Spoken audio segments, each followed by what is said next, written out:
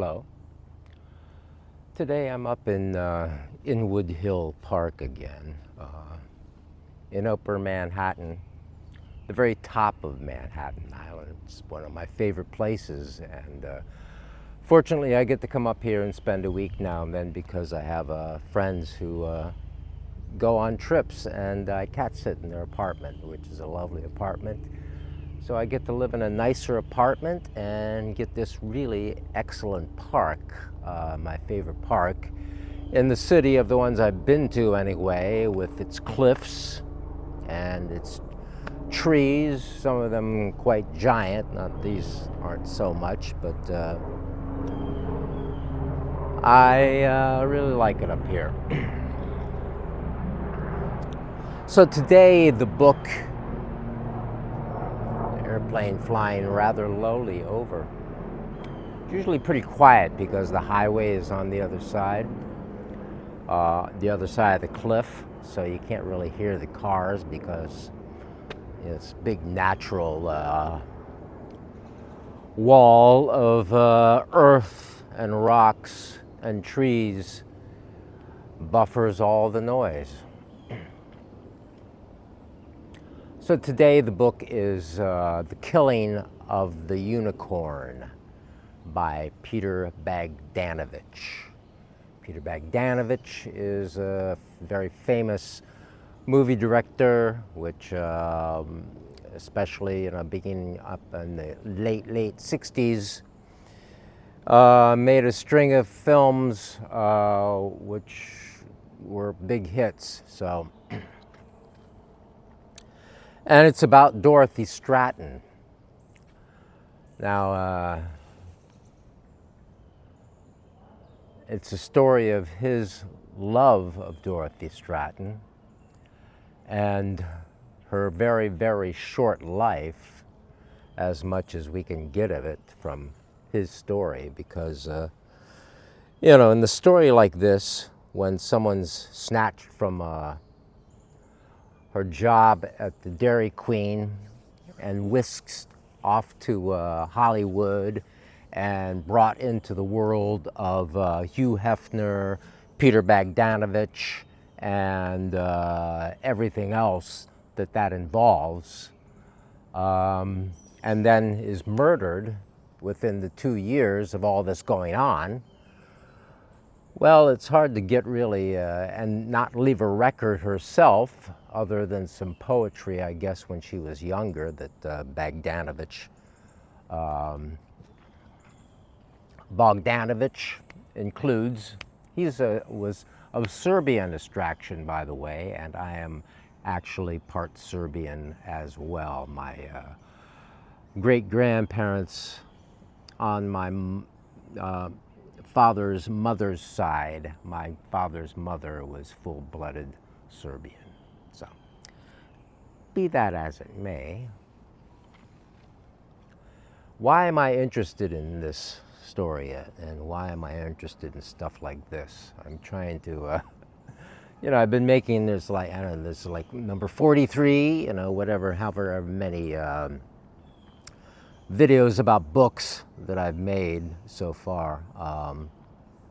When you're doing a YouTube channel, they tell you if you want to be successful, they tell you to find your niche, and the smaller your niche is, the tinier your niche is, the more likely you're going to find a crowd of people who are interested in that specific thing, who will then be brought into, with algorithms, search engines, whatever,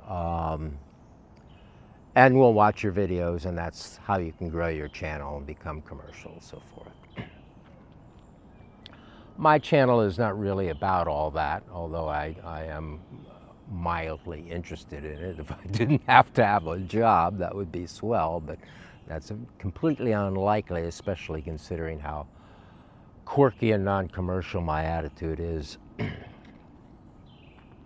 But so what am I interested in? What is the thread through a lot of these videos that I'm making and the books that I'm drawn to read?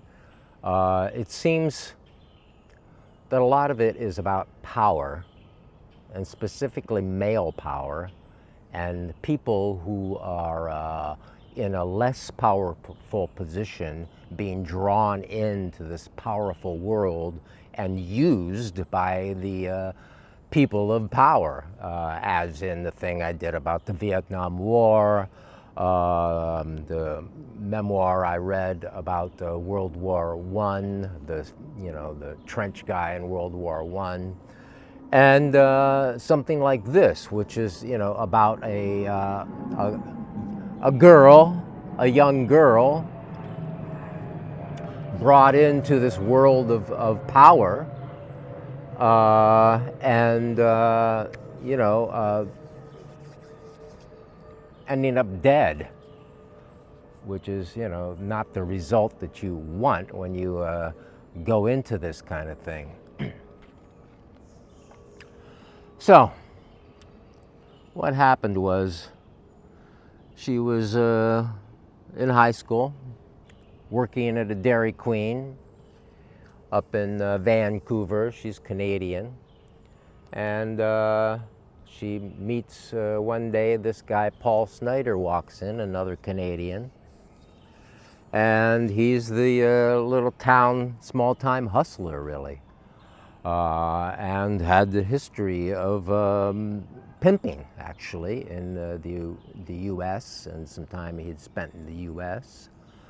And, he in league with some mobsters up there and got into trouble. There's a story that's recounted here and there, Bogdanovich does as well, about him in trouble with some mobsters, didn't have the money to pay off, and is hung out by his feet from a high building in order to threaten him and scare him. So anyway, this is the kind of dude that this really innocent young woman gets wrapped up in.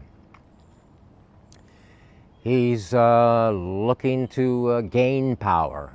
So we have a woman here who ends up in this triangle of powerful dudes, or dudes looking for power, or dudes looking to advance their power. We have Bogdanovich, the writer, who and of the book, and the rather good and great, very successful and rich Hollywood movie director. We have Hugh Hefner with his bunny empire, and the ridiculousness and high profile of all that, and that is what Snyder was really attracted to. He wanted to create a Playboy girl, be the manager of a Playboy girl, and use her to gain power for himself, while the two others use her to advance their power. I mean, Hefner, she was just another one of the girls. She did grow to be Playmate of the Year or so forth, but was not all that cooperative with him and not really down with his scene, partly because she'd gotten involved with Bogdanovich, and he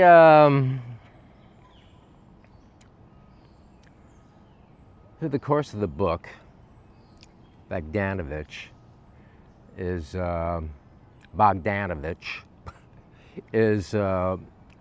trying to make himself look good, because he's still in the game. He still wants to be in the game. He's 44 when he writes the book. He was 40 and she was 20 when they had a relationship, and he's trying to.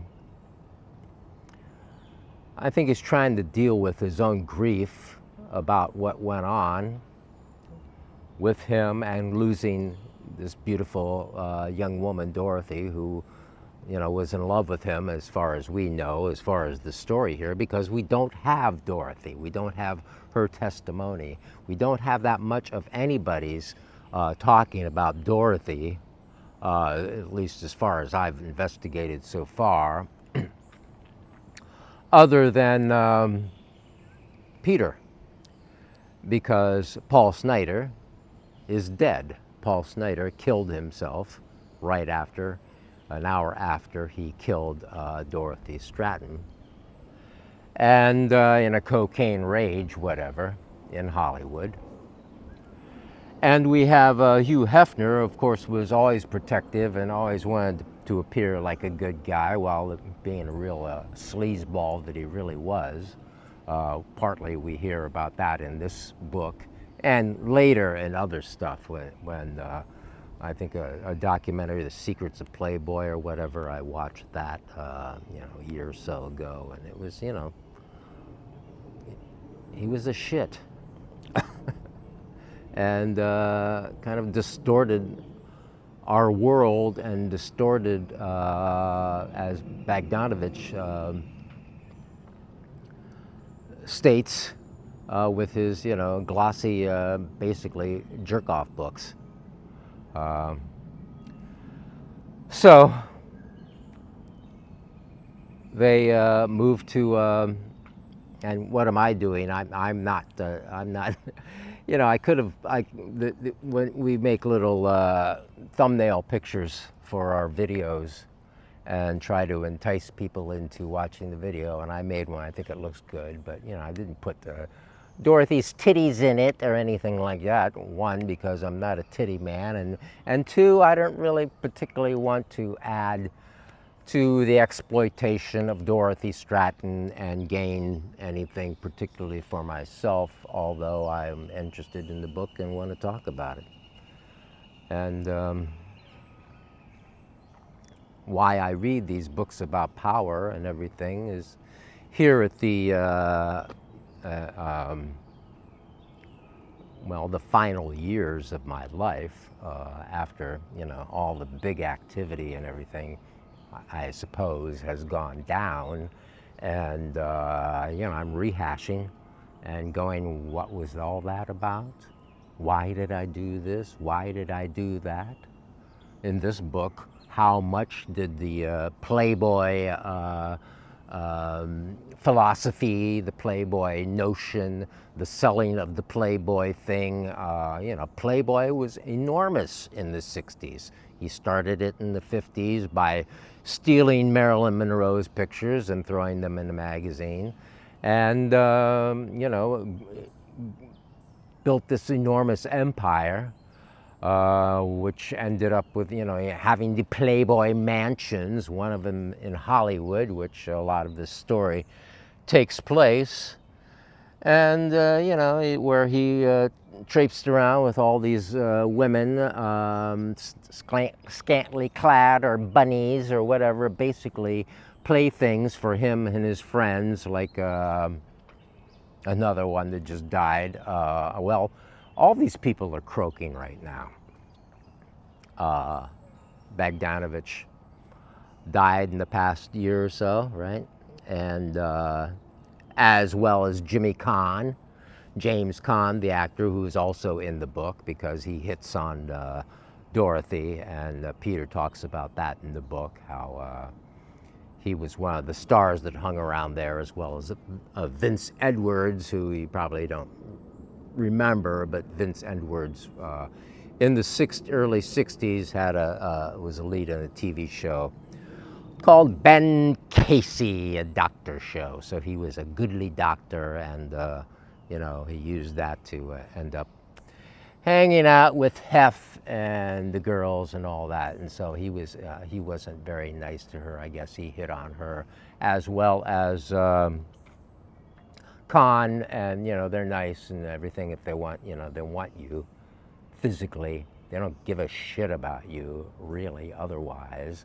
And once you say, I don't think so, they have nothing to do with you. So that's what happened with her. And James Caan, according to this book. So I like when the veil is pulled off these stars and celebrities that are basically shoved down our throats as good things and products, and in their high-profile movies, and shoved down their throats as they proceed to try to shove them down the throats of whomever their power cycles and abilities bring into this theater, like these young women. So, and as I said, I'm looking at myself and how these things have affected me. Now, you know, I've been a dude to a certain extent. I'm not as bad as Hefner. I'm not as bad as Paul Snyder. I'm not as bad or high profile as Peter Bogdanovich. So that was probably a good thing. Because, you know, I look at what went on, and what went on whenever I got a little bit of power, what went on because of my good looks in my youth. I was, not that I knew it, but I know it now, I was a good-looking young guy who had, you know, though I was working class and not entitled, I had a, you know, certain amount of talents or things I built up that I could do that, you know, were moderately impressive to a sleazy culture that we live in of showbiz, because I was, you know, really totally enamored with showbiz. Being a kid in Ohio and not really in touch with my parents or school or anything else, there was television. And there was, you know, that's why, and The Fugitive, which is a big part of my personal mythology, the TV show The Fugitive, and how I've been running from one thing to another basically all my life, and still doing so. So I'm glad I didn't have that kind of power. I'm glad I didn't become a star and have a lot of money and had the ability to pull off the kind of things that these guys try to pull off, the guys that had the power. And I'm glad I wasn't the kind of creepy wannabe that Snyder was, who was willing to use somebody to the extent he did to gain his own power, and then once he got it, you know, was spending her money on houses and a Mercedes-Benz and piles and piles of cocaine, which were all the rage then, and probably led to how he flipped out and ended up murdering her at the end. Why he murders her, well, it's a, you know, complicated story, of course, but basically, Hef never liked him, and you know, didn't want him around the Playboy Mansion. Partly because he showed, in a stark kind of way, what they really were and what the kind of people that really loved them outside of the glitter and the star world. You know, what kind of sleazy pimps they were below the surface of their, you know, better style. He would show up with the big pimp hats and the furry, you know, there's pictures of him. I'll probably show a pic. Well, I have it on the thumbnail, but I'll put a couple pictures of these people up, and you can see, you know, of course it even looks worse because it's just so, you know, 70s or 80. So I've been interested in the story for some time. I first really saw it in the movie Star 80, which was directed by Bob Fosse. Really well directed. It's a very well-made movie, and as Bogdanovich talks about toward the end of his book, you know, it has the element of Hollywood that he's starting to see within himself and within what he's been doing, where women of that era in film were kind of fading out of the picture. I guess earlier big-time star women, were portrayed in some of the 30s movies with, a lot more power, things like with Rosalind Russell or Betty Davis, Katharine Hepburn, stuff like that. And by the time it comes into the 80s and so forth, it gets more into the male hero stuff with, Eastwood and a lot of these other guys. And so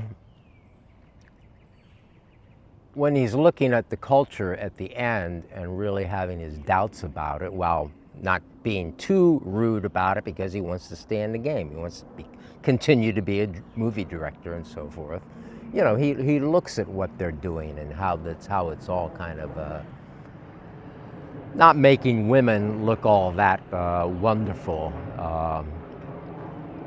And he criticizes Star 80 for these reasons. In Star 80, the really riveting character and the great portrayal is that of Eric Roberts as Paul Snider. Eric Roberts, who I've actually met, and a movie is premiering in a couple of weeks in New Jersey that I did a little bit with him in, a silent bit, but I was with Eric again, and we did he did a selfie with me, so it's nice. And I like Eric Roberts. Seeing that movie, I was like, holy shit, this guy, it was intense. It's a very intense and really good movie in the way that it's good.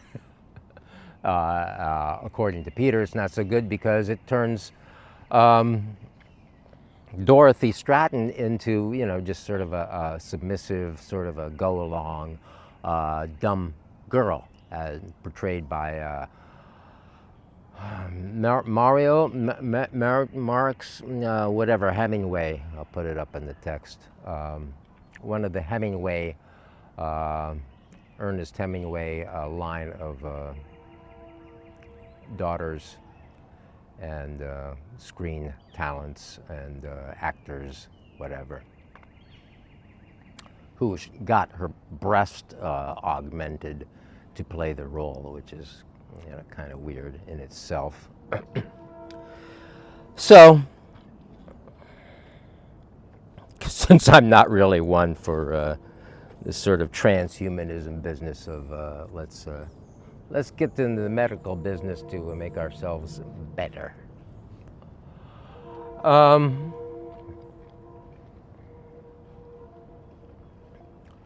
So I think Peter does a good job with the book. It is a really interesting book. As I said, it's this is the only real witness we have of what it was all about.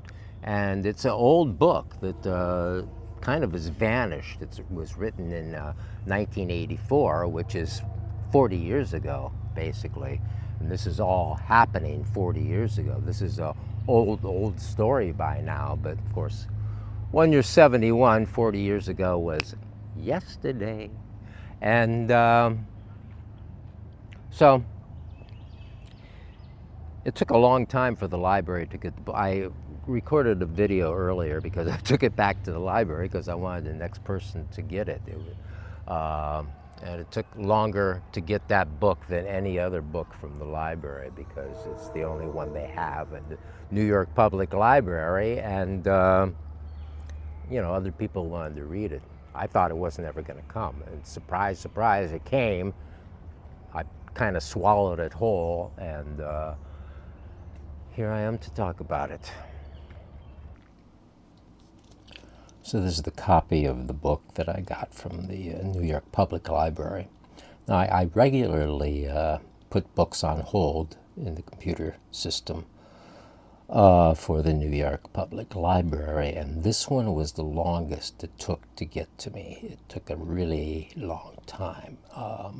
I think this is the only copy that the library has. So whatever rounds it was making, it took a while to get to me. You can see it says on the edge that it's injured. I think that's the physicality of the book itself is injured. It's not a commentary on the text of the book and what goes on, and the people who are in the book, who are all in one way or another injured. So anyway, this is, you know, an old book. It's came out in 1984, which is almost, how long ago is it? Almost 40 years ago. So, and let's see, we have some photos here of Dorothy Stratten and her family. She is with her father, who vanished right away. She's her parents were from the Netherlands extraction. So her mother, I think, always spoke with a bit of an accent. So anyway, this is the kind of the family album. You can see there's the mother and the three children. Louise, Dorothy, and I think his name is what? John. Okay, John. Don't Johns are sometimes called Jacks?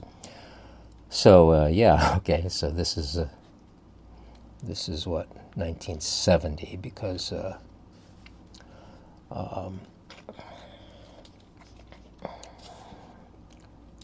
the Louise, the youngest child, was born in 1968, and you know, the thing about this is that you know, he ended up marrying Louise. Mr. Bogdanovich did, after Dorothy was murdered, and after this book was published, and you know, she's still kind of a kid, I guess, during this part of the book, this part of the when 1984, when the book was written, and they married in 1988, and then divorced in 2002.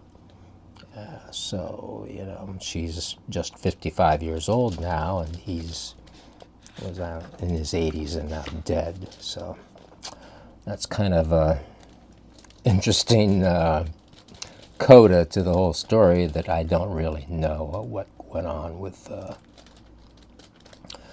Louise and Bogdanovich, but you know, it kind of sent up red flags that now he's marrying the sister, the much younger sister of the dead Dorothy, and you know, it just seems kind of strange. There's a unicorn that in the story he tells about how Dorothy gave him this unicorn because they had a thing about unicorns, and that's why it's called The Killing of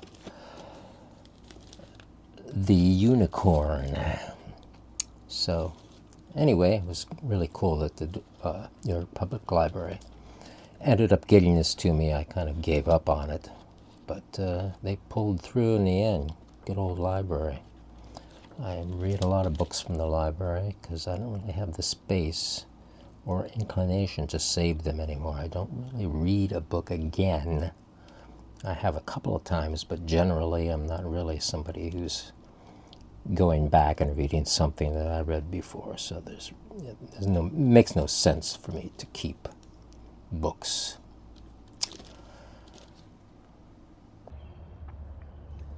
So I'm on the done side of Sex and Love myself, because of how difficult it all is, and how difficult it is in the training and in the desire for power And I look at my past and look at what I've done, and you know, I've been with a woman who was many, many years younger than me, not that long ago, in the past 10 years, and not in her 20s, but in her 30s. So while I was in my 60s. So, you know, the young guy, old guy, young woman thing is, you know, familiar to me, but, you know, I wasn't a powerful movie star and didn't have the money, and ultimately wasn't in the position to keep it all going, and wanted to get out of it because I couldn't make a life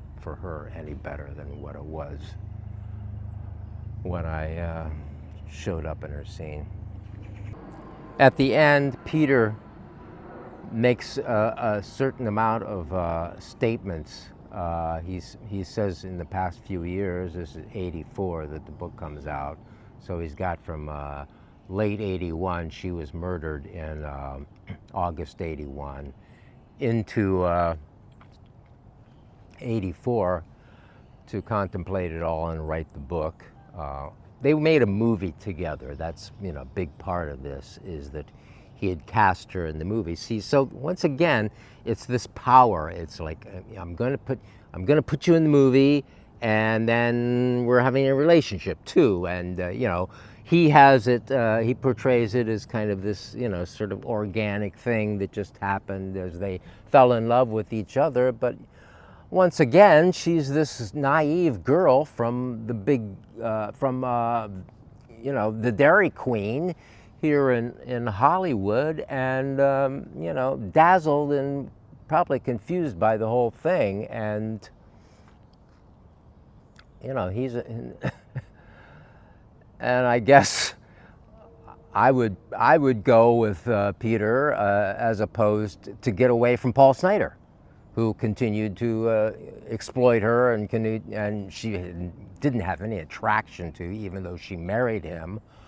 And he was, you know, going off his nut, alienating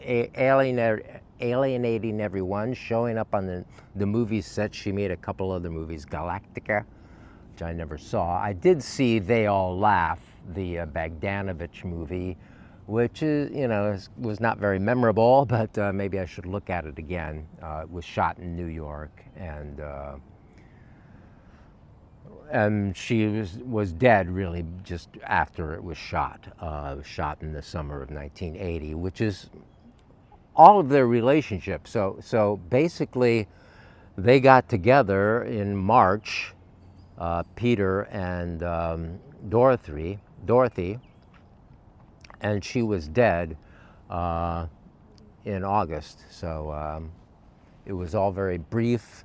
And so he has this romantic image of her, and, you know, this elevated view from young love, and, you know, she didn't get old on his watch, you know, she didn't, you know, the movie didn't fail while she was alive as it did later, so there wasn't that kind of a downside after it. He'd already been with somebody, a young, beautiful young woman who he'd cast in the Last Picture Show, Sybil Shepherd, who he made a few movies with, Sybil Shepherd, and had a long relationship throughout the 70s until right before this, where he says, okay, I was broke up, and I was he kind of had a promiscuous period that he claims ended with Dorothy.